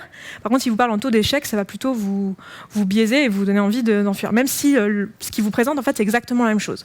Donc ça, c'est quelque chose qui est souvent utilisé, notamment pour cultiver la peur, mais on va parler de ça juste après. Pardon, du coup j'en ai mis deux. Il y a le biais d'autorité qui est le fait de, le gars avec une blouse blanche qui vous parle, ça donne plus d'autorité que n'importe qui d'autre. Le fait que ce soit quelqu'un de connu, un scientifique ou quelqu'un, j'en sais rien, qui a fait une grande école ou qui est un politique ou quoi, c'est le fait que quelqu'un qui dit quelque chose en ayant une autorité, ça va avoir plus de poids pour vous. Donc typiquement, vous remarquerez peut-être à la télévision, première chose qu'on vous dit quand on présente quelqu'un, ce qui est un peu normal, il faut bien le présenter, mais on appuie bien sur les diplômes qu'il a, le statut qu'il a, etc., pour asseoir son autorité. Et le dernier que je vous ai mis ici, en fait il y en a plein d'autres, mais je crois que c'est le dernier, c'est l'avant-dernier, c'est la preuve sociale. C'est le fait qu'on a tendance à croire la même chose que le reste du groupe. C'est-à-dire qu'on se dit, si tout le monde croit ça, c'est que ça doit être vrai, je suis à peu près d'accord. Alors qu'en fait, on peut être beaucoup à croire quelque chose de faux. On a vu, l'époque, on a quand même mis, pendant plus de 1000 ans, on a cru que la Terre était au centre de l'univers. Donc on peut être beaucoup à croire des choses complètement fausses. Et enfin, le dernier, c'est le fait de jouer sur les émotions. Il se trouve qu'on répond en tant qu'être humain très bien à l'appel à l'émotif, et c'est quelque chose qui fonctionne bien pour retenir notre attention. C'est juste que c'est comme ça qu'on a survécu, hein. On est des êtres émotifs, même si on n'aime pas trop le reconnaître parce que c'est pas quelque chose qui est valorisé socialement, mais on est des êtres émotifs, et du coup, c'est pas mal utilisé, notamment avec les émotions comme la peur, la tristesse ou la colère. C'est des émotions qu'on va très vite ressentir. Par exemple, dans l'exemple que je vous donnais sur Mars tout à l'heure, le fait de dire oh là là, les extraterrestres sont parmi nous, ça joue sur la peur, typiquement. Donc ça, c'est quelque chose qu'on va avoir souvent, et souvent, en fait, c'est plusieurs de ces biais qui sont mélangés entre eux, et on va en avoir plusieurs qui vont être proposés. Et ici, je vous ai mis une petite citation de Richard Feynman, qui est un scientifique que j'admire beaucoup, qui est un physicien, enfin qui était, qui dit que le premier principe, c'était à une conférence, on lui a demandé quel est le principe pour les physiciens, donc il s'adressait plutôt aux physiciens. Il disait le premier principe, c'est que vous ne devez pas vous méprendre, et vous êtes la personne la plus facile à tromper. Vous ne devez pas vous tromper, vous êtes la personne la plus facile à tromper. C'est-à-dire qu'effectivement, avec tous ces biais-là, on est la première personne à vouloir continuer à croire ce qu'on croyait au départ, on est la première personne à être pris par nos émotions, etc. Donc ça, c'est intéressant de le savoir pour pouvoir juger des informations qui nous arrivent. Ça, c'est le comment. Maintenant, on peut se demander pourquoi est-ce que les médias vont manipuler l'information, les médias, nous, ou notre pote sur Twitter ou sur Facebook. La raison première, c'est par manque de compétences. Et ça, c'est un peu de notre faute en tant que chercheur, c'est qu'on ne partage pas assez sur toutes les méthodes scientifiques, sur tout ce qui se passe réellement dans la science, et sur combien tout ça, c'est pas juste un groupe de Jedi qui décident ce qu'ils vont faire et disent « Ah oui, on n'a qu'à dire qu'il y a la vie sur Mars ». Enfin, c'est pas comme ça que ça se passe. C'est un peu plus compliqué que ça. Donc, la raison pour laquelle beaucoup de gens n'ont pas les compétences, c'est pas forcément de leur faute, c'est aussi de notre faute à nous de pas bien communiquer. Donc, c'est des personnes qui parfois ne se rendent pas compte qu'elles disent des bêtises. Ensuite, il y a aussi le fait de vouloir susciter l'intérêt. Donc ça, c'est ce qu'on va retrouver sur les réseaux sociaux. Les personnes aiment bien les retweets, les likes, ce genre de choses, c'est humain. Et aussi le fait de vouloir se faire de l'argent, mais il ne veut pas se faire du profit. Et ça, c'est juste que c'est le rôle des journaux, en fait, de se faire de l'argent. En général, les deux vont ensemble, hein. Si vous suscitez l'intérêt, si vous suscitez les retweets, les likes, etc., bah, vous allez aussi avoir plus de revenus publicitaires, plus d'impact et tout. Et donc, ça va généralement ensemble. Donc c'est typiquement un exemple que je vous mets là, qui est quand même un journal qui est reconnu et qui n'est pas censé être un bullshit journal. Il vous dit, voilà, découverte de Proxima b, une planète habitable proche de la Terre. Alors, proche de la Terre, déjà, Proxima du Centaure, on en a parlé dans la petite visite de l'univers au début, c'était quand même 4,2... Voilà. Donc on est loin, hein. Près, bon, ok, c'est la plus près, d'accord, je l'accorde. Ensuite, il nous dit une planète habitable. La façon dont le titre est présenté ici, on a l'impression que ça va être simple. Si on fait vraiment n'importe quoi avec le climat sur Terre, bah, c'est très simple. On prend nos bagages, on prend une fusée et on va aller s'installer sur Proxima b, hein, puisqu'elle est habitable, autant aller là-bas. Bon, pourquoi pas aller sur Mars aussi. Bon, on a aussi des articles qui nous le proposent. Donc voilà, c'est ce qu'on comprend de cet article quand on voit le titre, et c'est ça qui veut susciter ce titre. Et il a été créé dans ce but-là, de nous donner toutes ces sensations-là en utilisant les biais cognitifs dont je vous ai parlé juste avant. Mais en réalité, quand on lit l'article, évidemment, l'article ne dit pas des bêtises, il nous explique effectivement ce qui est habitable, et il s'était affranchi du mensonge en mettant des guillemets. En fait, ce que dit cet article, il dit simplement que la planète, elle est dans une zone qui est habitable.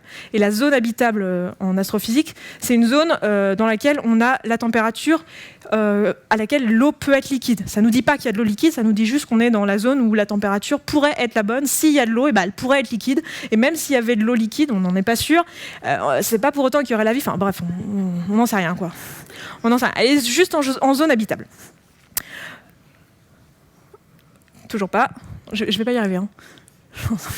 Alors maintenant, comment on va faire pour s'affranchir des informations scientifiques, compte tenu de tout ce qu'on a dit aujourd'hui ? Eh bien, pour moi, il y a deux étapes importantes. La première, c'est de comprendre comment la recherche scientifique est faite et qu'est-ce qu'elle implique. Ça, c'est ce sur quoi j'ai passé le plus de temps dans cette conférence, de vous expliquer comment c'est fait, quelle est la démarche scientifique, en quoi elle est fiable, etc. Et ensuite, c'est de comprendre comment et pourquoi l'information, elle peut être manipulée. Donc là, je vous ai proposé quelques pistes de réflexion. Il y aurait de quoi faire une conférence d'1 heure aussi là, sur ce sujet-là. Je l'ai moins développé. Mais n'hésitez pas à creuser sur les biais cognitifs, etc. C'est extrêmement passionnant si vous prenez un peu de temps. Et donc, grâce à ces observations, vous allez pouvoir vous créer un bullshit radar. C'est-à-dire vous allez pouvoir trouver tout seul un peu quelles sont les choses qui vont susciter votre radar à bullshit, qui va vous dire « Oula, là, il y a peut-être quelque chose qui n'est pas très net, il va falloir que je creuse davantage, je ne vais pas pouvoir me fier à ma première impression sur cette information. » Et ça va être avec l'expérience. Moi, ça, c'est ce qui active mon radar à bullshit, c'est ça. J'en ai quelques-unes d'autres que je n'ai pas pu écrire parce que je n'avais pas trop la place, mais le premier, c'est les titres racoleurs qui jouent sur la peur ou la colère. Ça, typiquement, je me dis « Ouh, va falloir que je creuse, ou ça m'intéresse pas et je laisse tomber, mais si ça m'intéresse, il va falloir que je creuse pour savoir qu'est-ce qu'il y a réellement derrière. » Les expressions qui sont trop affirmatives, les titres qui affirment des choses. Deuxième, parce que vous l'avez vu dans les articles scientifiques d'origine, à chaque fois, c'est il semblerait que, peut-être que, dans certaines conditions. Enfin, c'est ça un article scientifique, parce qu'on est toujours dans un contexte d'hypothèses, tout simplement. Ça fait partie de la démarche scientifique d'avoir des hypothèses. Donc on a forcément des hypothèses, on peut rarement, voire jamais faire des affirmations. Ensuite, la deuxième chose, c'est quand je vais voir des théories qui ne me semblent pas vraiment validées par l'expérience, où ça a l'air juste d'être des expériences de pensée, ce qui est en soi très intéressant, mais je ne vais pas le prendre comme tel pour compte. Ensuite, c'est quand l'autorité est appuyée de façon trop évidente. C'est-à-dire quand on nous répète plein de fois « prouvé scientifiquement, les scientifiques ont dit ça », et gna gna gna gna gna gna, qu'on en rajoute vraiment 3 tonnes sur quelle université, qui a dit quoi, et confirmé par les Bogdanov, oh là là. Enfin voilà. Exemple pris au hasard, hein, évidemment. Et ensuite, quand il y a aussi la présence de statistiques. Alors quand il y a des statistiques, je me dis un coup sur deux, ça va être corrélation confondue avec causalité, donc je me méfie. Et puis de manière générale, les statistiques, c'est pas intuitif en fait, les stats. Hein, même pour un scientifique, il faut s'y reprendre à plusieurs fois. Il y a des choses qui se passent qui sont pas forcément faciles. Il faut se poser avec un stylo pour essayer de voir ce qui se passe. Enfin, moi en tout cas, parce que je fais souvent des erreurs si j'essaie de faire les choses de tête. Et du coup, je me méfie parce que je me dis, si moi, même en me posant avec un stylo, parfois, j'y arrive pas forcément, je demande à des collègues et tout, je me demande parfois si les journalistes ont refait les calculs ou s'ils se sont juste basés, ils ont tiré des conclusions juste basées sur leur biais cognitif, ce qui est un petit problème. Donc voilà, dans ces cas-là, je me méfie ou je vérifie. Donc il y a des fois où je me dis, oui, bon, tant pis, les soucoupes volantes, je m'en fiche. Du coup, je ne vais pas aller creuser ce qu'il y avait derrière. Et je me dis, bon, bah, c'est pas grave, je ne m'intéresse pas à cette information. Par contre, quand on va me parler de ma santé ou du cancer ou ce genre de truc, je vais me dire, bon, ça vaudrait peut-être le coup que j'aille creuser un petit peu. Et dans ce cas, je prends le temps de creuser. Maintenant, si vous n'avez pas envie de creuser ou si vous avez envie juste d'affiner votre bullshit radar, vous pouvez aller sur YouTube. Je sais qu'il y en a parmi vous qui aiment bien YouTube. Et je vous propose notamment les deux... Voilà, mince, je me suis un peu galéré avec mon truc. Voilà, 2 chaînes que je trouve très bien pour ça. Alors, il y en a d'autres, hein, mais c'était les chaînes en français que je voulais vous proposer aujourd'hui. Vous avez Hygiène Mentale, un peu plus tôt l'image que je vous montrais avec le petit dessin sur Mars, etc., là, avec la façon dont l'information traverse entre les scientifiques et Twitter, ça a été fait par l'Observatoire zététique, qui est une association qui s'intéresse à la critique, au sens critique, et la personne qui tient cette chaîne fait partie de l'Observatoire zététique. Donc c'est quelqu'un qui va vraiment nous parler, comme le titre l'indique, hein, d'hygiène mentale, et qui va nous expliquer un petit peu, qui va décrypter les actualités de la science et qui va nous expliquer comment s'affranchir de toutes les choses qu'on pourrait croire qui sont fausses et voilà, avoir un bon sens critique. Et c'est la même chose pour la tronche, non pas la tronche en biais, enfin il y a aussi la tronche en biais mais je ne l'ai pas mis là, mais je pensais à Outside the Box qui fait aussi un peu le même type de travail. Lui, il va faire beaucoup d'actualités, donc ça peut être intéressant. Si vous avez un doute sur une actualité que vous venez de passer, il y a de bonnes chances qu'il ait fait une vidéo dessus, donc voilà. Hop. Donc je vais m'arrêter là et je vais vous laisser un devoir maison. Je vous ai parlé de la Terre plate au début. Je vais vous laisser un devoir maison sur la Terre plate. Avec tout ce que je viens de vous dire aujourd'hui, vous devriez être capable de savoir pourquoi la Terre est bien sphérique et pas plate. Alors ici, je vous ai mis 3 arguments des platistes. C'est pas les seuls, pardon, je commence à avoir la gorge un peu sèche. C'est pas les seuls, vous pourrez aller chercher justement sur les chaînes dont je vous parlais juste avant, ils ont fait des vidéos sur le sujet, vous pourrez aller chercher d'autres, mais la première que je vous ai mis ici, c'est que si la Terre était sphérique, ces buildings devraient se trouver sous la courbure de la Terre. Donc cette photo là a été prise 56 miles, ne me demandez pas à la volée combien ça fait en kilomètres, je ne sais plus la conversion, mais voilà, à une distance qui est que on ne devrait pas, a priori, les voir, ils devraient être sous la courbure. Donc pourquoi ? Ça veut bien dire, selon les platistes, que la Terre est plate. Ensuite, le deuxième argument, c'est que si la Terre était sphérique et tournait vers l'ouest, alors l'ombre de l'éclipse devrait se déplacer vers l'est. Et c'est pas ce qu'on voit, l'ombre de l'éclipse va vers l'ouest. Donc pourquoi ? Eh bien, c'est parce que la Terre est plate, bien sûr. Et ensuite, le troisième argument que je vous ai mis là, je les ai choisis parce que je les aime bien, mais il y en a d'autres. Si la Terre était sphérique, alors l'horizon devrait être courbé. Courbé, pardon, j'ai mis un pas, mais lapsus. La Terre devrait être courbée. Et l'horizon devrait être courbé, et on voit bien que l'horizon, il est plat. Donc pour vous aider, je vous donne la réponse pour le premier. Le premier, c'est une question de reproductibilité des résultats.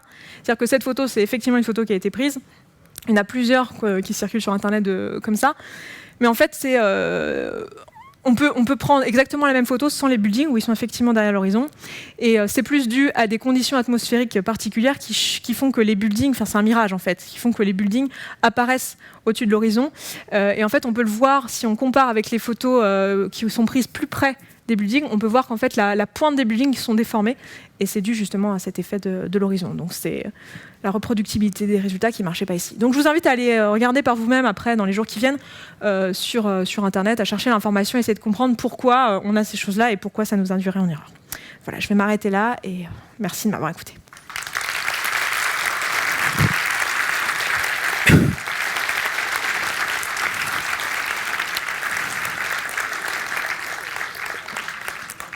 Je pense qu'on a un peu de temps pour les questions, non ? Oui, on va prendre un petit peu de temps pour les questions. Donc, comme d'habitude, vous levez bien la main pour qu'on vous observe, et puis vous attendez d'avoir le micro pour parler, de manière à ce que tout le monde puisse vous entendre.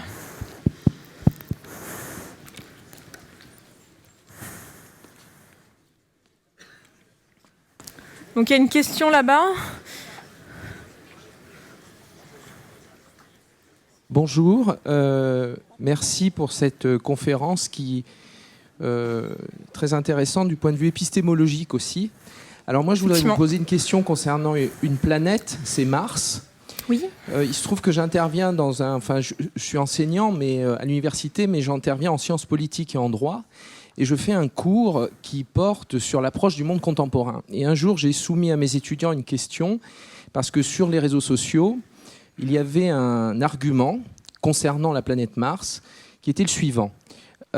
Pourquoi allons-nous chercher de l'eau sur Mars alors qu'il y a des gens qui crèvent de soif sur Terre? Alors, moi, je suis plutôt un fervent admirateur de l'astronomie. Je suis du côté de ceux qui, je dirais, dans ce clivage, soutient les efforts qui sont faits pour aller sur Mars. Mais face à des étudiants qui m'ont dit ça, de sciences politiques, j'entends, qu'est-ce que serait la réponse d'une astrophysicienne, du coup? Qu'est-ce que vous leur répondriez? Parce que alors, moi, je me suis trouvé bien dépourvu. Voilà.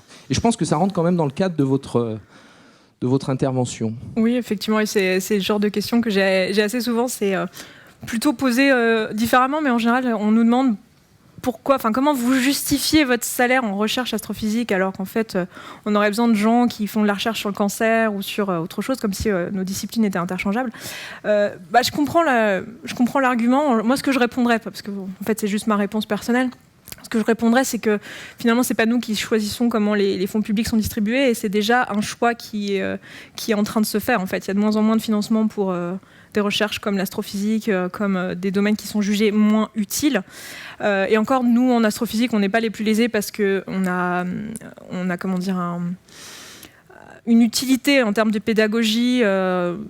C'est un sujet qui fait un peu rêver les plus jeunes, etc. Donc ça permet d'initier à la science, et c'est extrêmement important d'avoir des gens qui sont pionniers et qui initient à la science ceux qui font la recherche sur le cancer de demain.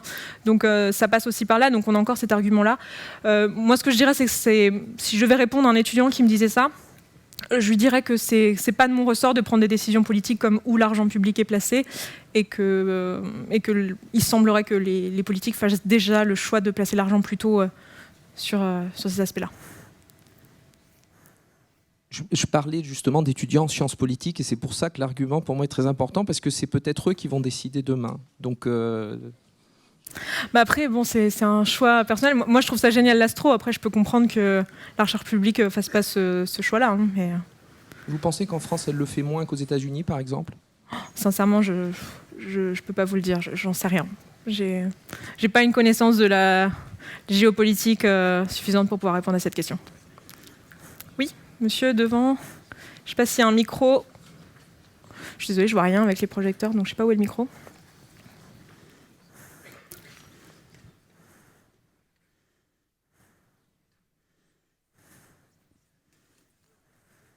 Merci, bonsoir. Bonsoir. Justement, tout tourne autour du pouvoir. Tout ce que vous êtes en train de dire, c'est le pouvoir. Parce que finalement, on a parlé de Ptolémée, d'Aristote, etc. Mais il ne faut pas oublier non plus Aristarque de Samos, quand même, qui avait tout de même été le précurseur sur l'héliocentrisme. Hein. Oui. On l'a quand même placé un petit peu toujours sous silence. Donc on se rend compte que c'est un pouvoir religieux, c'est un pouvoir politique. La question qui vient d'être posée concernant les fonds à placer dans tel ou tel domaine, c'est une histoire de pouvoir. Quand on parle finalement des fake news, c'est aussi une histoire de pouvoir. Donc que le scientifique comme vous fasse des présentations, une pédagogie, etc., c'est une chose. Mais on se rend compte aussi que vous avez un tout petit pouvoir en matière de développement du sens critique par rapport au pouvoir économique qui actuellement tient le haut du pavé. Voilà, c'est pour ça que c'est important pour nous de l'utiliser, parce que la plupart d'entre nous, on n'utilise même pas cette partie de pouvoir qu'on a. Mais c'est quand même quelque chose qui est en train de changer avec Internet. C'est-à-dire qu'il y a beaucoup de personnes qui ont... Enfin, après, c'est ma vision en tant que fervente pionnière des médias sociaux, parce que je trouve que c'est l'avenir.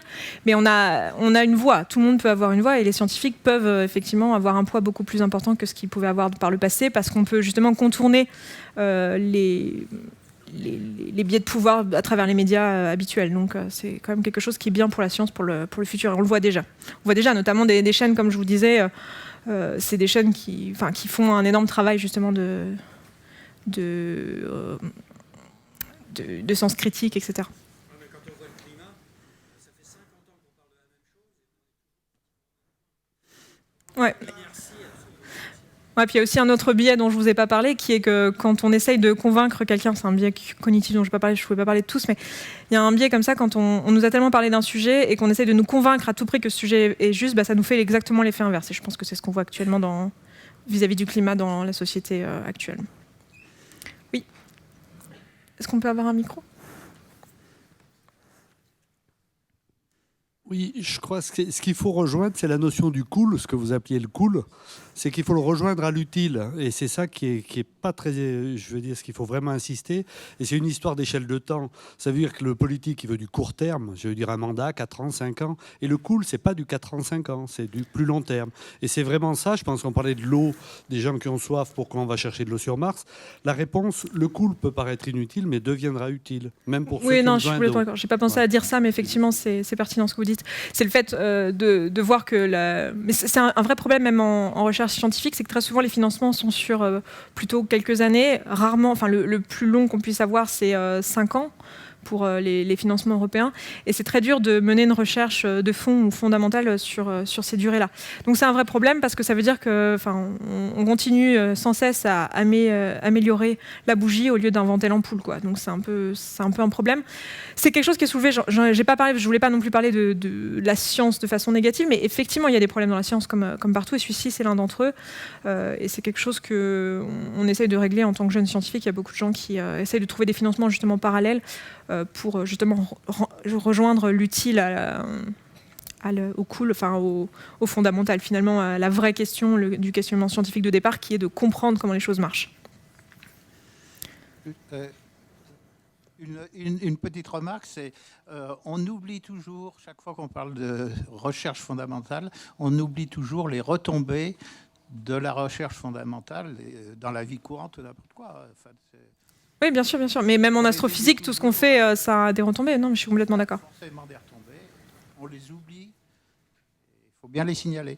Je pense qu'il y a plein de choses en optique, etc., effectivement, qui ont été faites grâce à l'astro ou à d'autres domaines fondamentaux.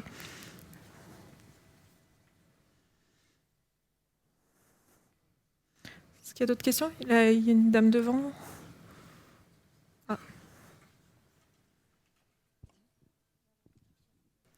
Tout à l'heure, vous disiez que les études n'étaient pas financées par du privé ou par Barack Obama.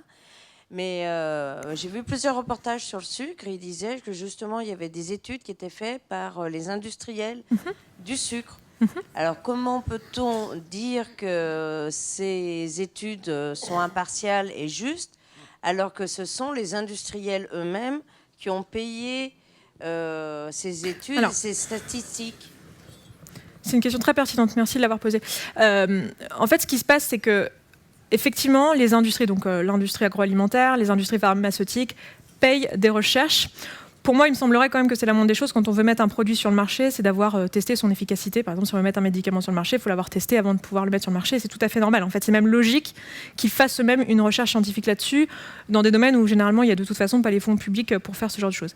Et en fait, ce biais-là, alors le fait d'avoir la sensation que parce que ça a été payé par une industrie pharmaceutique ou par une industrie agroalimentaire, ça veut dire que le résultat est faux.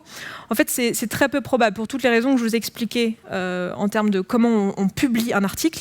Et c'est même d'ailleurs en pratique plutôt l'inverse, parce que les financements viennent de financements privés, ils sont généralement plus importants. Du coup, les études sont menées sur des échantillons plus gros, sur plus de temps.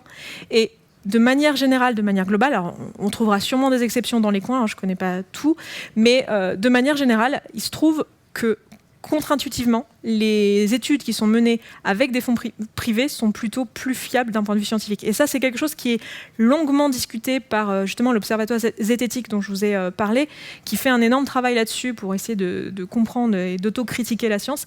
Et c'est l'une des choses qu'il constate. Et en fait, c'est impossible pour une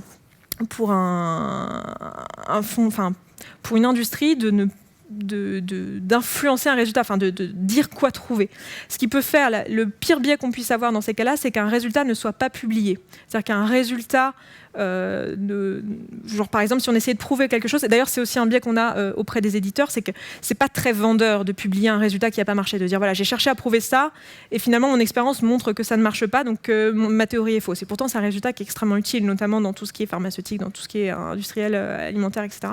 Donc le pire biais qu'on puisse avoir, c'est celui-ci. C'est plus finalement sur le tri qui est fait à la publication que sur la recherche en elle-même qui est influencée. Et je vous conseille vraiment d'aller voir ce qui est fait à l'Observatoire zététique si vous voulez plus d'informations, parce que c'est passionnant. Oui, absolument. Bonsoir, je suis là. Je vois pas... Coucou, je suis là.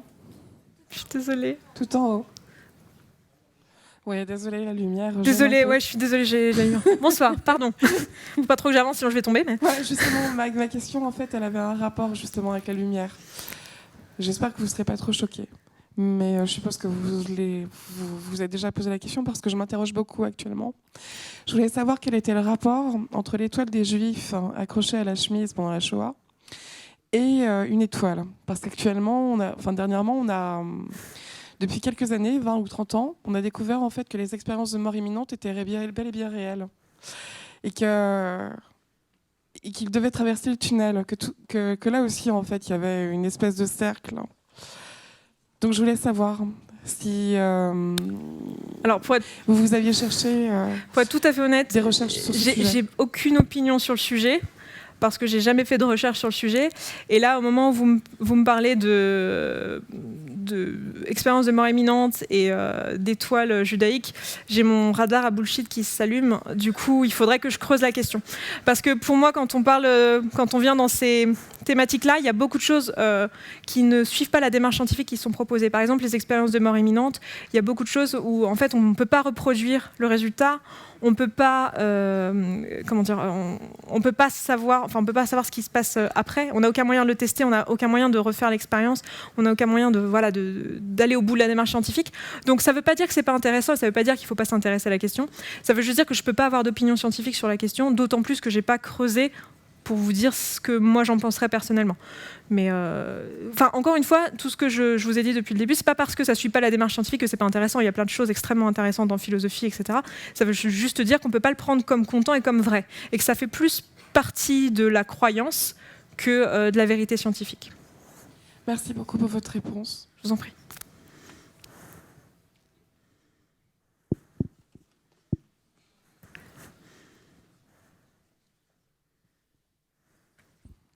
Bonsoir. Bonsoir. Moi, je trouve qu'il y a certaines sciences, notamment en France, qui ont vraiment pignon sur rue et qui sont vraiment des pseudosciences. On est dans un pays qui rembourse à 30% des cachets de sucre. On appelle ça homéopathie. On est dans un pays où on s'occupe des gamins autistes en leur disant « c'est la faute à ta mère qui est un gros frigo ». Qu'est-ce qu'on peut faire contre ce genre de pseudosciences qui sont dangereuses et qui sont à la limite des scandales sanitaires ? Communiquer davantage sur la science. Moi, c'est la première solution que je vois. Après, je vous avoue que je ne suis pas sûre d'être très compétente pour pouvoir répondre à cette question. Mon opinion personnelle, c'est communiquer davantage sur la science et être plus transparent. C'est le point de départ, en tout cas, parce que je crois fondamentalement, mais ça, c'est mes opinions personnelles, mais je crois fondamentalement que tout part de l'éducation. Donc, Y aurait-il une dernière intervention ?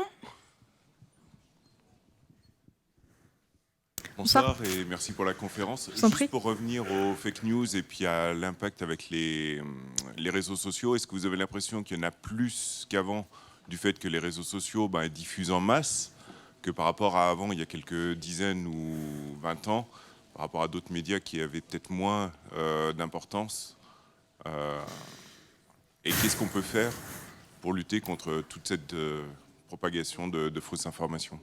Alors c'est certain que sur les réseaux sociaux, on n'a pas cette uniformisation de l'information qu'on peut avoir dans les médias traditionnels, ce qui pour moi est à la fois un bien et un mal. Moi j'y vois un bien, c'est-à-dire que on n'est plus dépendant des médias traditionnels pour diffuser l'information et je trouve que c'est plutôt une bonne chose. Après ça nous donne une certaine responsabilité, nous en tant qu'individus, c'est la responsabilité de trier le vrai du faux. Et je pense que malheureusement, il y a plein de gens qui n'ont absolument aucune conscience de ça et qui ne font pas du tout le tri. Donc je pense que c'est problématique. Mais je pense quand même que même s'il y a ça, c'est tellement d'autres médias qui permettent de diffuser tellement d'informations qui ne l'étaient pas avant, toutes ces chaînes de vulgarisation scientifique, tous ces contenus, ces blogs, tous ces contenus. Il y a des professeurs aussi qui partagent le contenu en tant qu'élève, en tant qu'étudiant. Aujourd'hui, c'est extrêmement facile avec Internet d'avoir plein d'informations gratuites, que je trouve que ça surpasse largement les quelques dérives qui donnent, encore une fois, l'impression qu'elles sont beaucoup plus importantes que ce qu'elles sont, parce qu'elles suscitent la peur, parce qu'elles créent des réactions qui font qu'on a l'impression qu'elles sont plus présentes que ce qu'elles ne sont en réalité. Donc, il me semble, après ce sera vérifié, j'ai pas compté le nombre d'articles faux versus le nombre d'articles vrais, mais ma sensation et mon opinion personnelle là-dessus, c'est ça. Merci beaucoup, Esther. On va devoir s'arrêter, je suis désolée. Si vous avez d'autres questions, vous pouvez venir me les poser.